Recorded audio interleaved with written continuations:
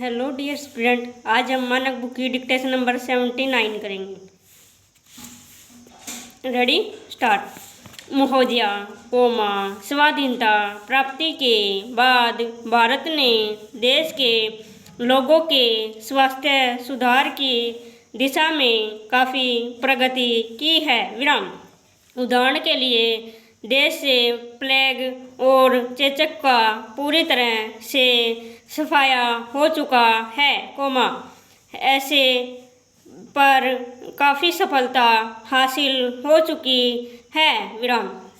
इन महत्वपूर्ण उपलब्धियों के बावजूद देश में जन स्वास्थ्य की स्थिति कतई संतोषजनक नहीं है। विराम। पैरा।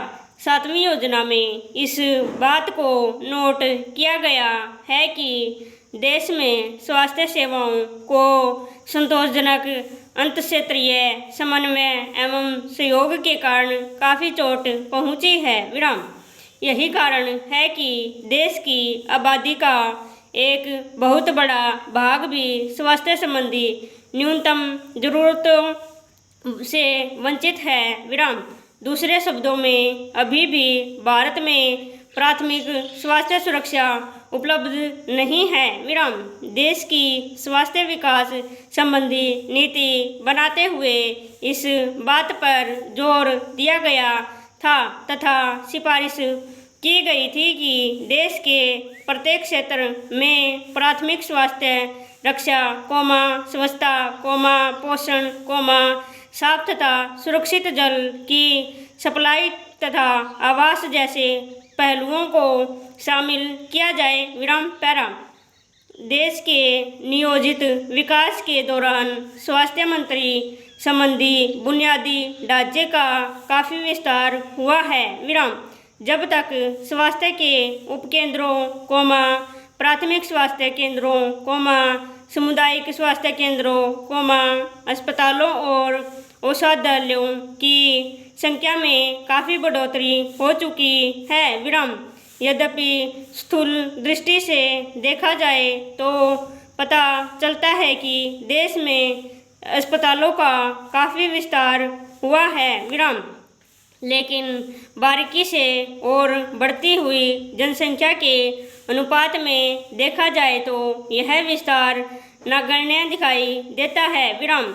दूसरी ओर विभिन्न राज्यों के आंकड़ों को तुलनात्मक विश्लेषण करने पर यह संकेत भी मिलता है कि विभिन्न राज्यों में स्वास्थ्य संबंधी सेवाओं में एकरूपता नहीं मिलती। विराम। कुछ राज्यों में तो स्वास्थ्य सेवाएं संतोषजनक कही जा सकती हैं, लेकिन कुछ ऐसे पिछड़े हुए राज्य भी हैं जिनमें स्वास्थ्य सेवाओं का बिल्कुल अभाव बना हुआ है। अतः इस संबंध में बहुत बड़ी असमानता बनी हुई है। विराम। उदाहरण के लिए इस मामले में पंजाब का स्थान सर्वोच्च है, जहां प्रति 1 लाख आबादी के लिए 128 डॉक्टर हैं, जबकि मध्य प्रदेश सबसे बिछड़ा हुआ है, जहां पर 1 लाख लोगों के पीछे केवल 8 डॉक्टर हैं। विराम। पैरा। भारत सन 2000 तक सभी के लिए स्वास्थ्य के विश्वव्यापी लक्ष्यों में भागीदारी है। विराम।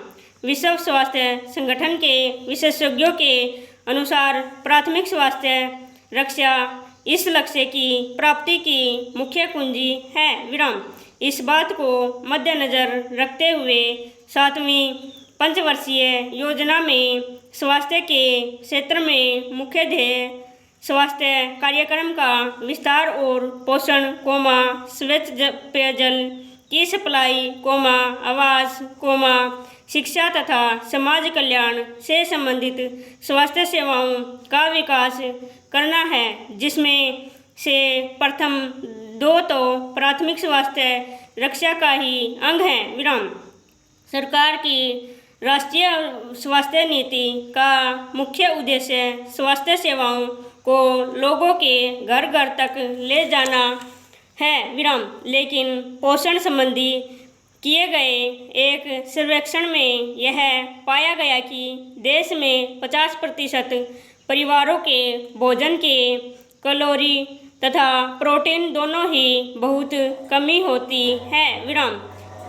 इससे साफ जाहिर है कि देश का एक बहुत बड़ा भाग कुपोषण और अल्प पोषण का शिकार है, और यही नहीं, ऐसा पहलू है जो सभी के लिए स्वास्थ्य के लक्ष्य में बाधक है।